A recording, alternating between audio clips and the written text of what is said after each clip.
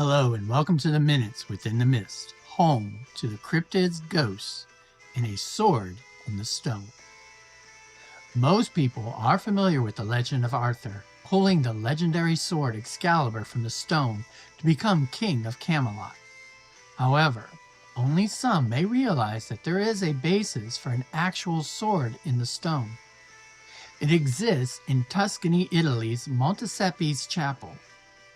Galgano Guildati was born in 1148. After spending his youth as a wealthy knight, in 1180, he decided to follow the words of Jesus and retired as a hermit near his hometown.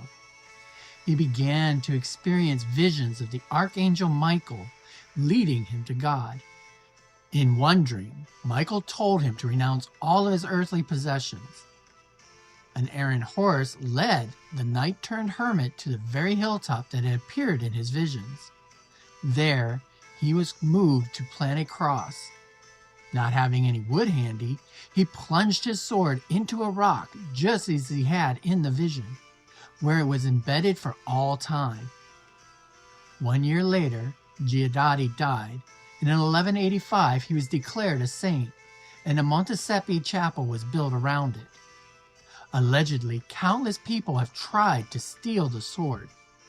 On display at the chapel are the mummified hands of one thief who tried to remove the sword and was suddenly slaughtered by wild wolves. They serve as a warning to would-be sword snatchers. These days, the sword is protected by a perspex shield as well as the disembodied hands of the would-be thief.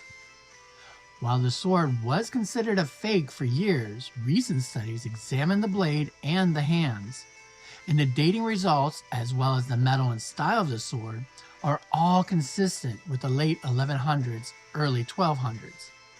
It is impossible to verify the sword's legendary history, but it does match up with the correct timeline. So perhaps the sword is waiting to proclaim the next King Arthur.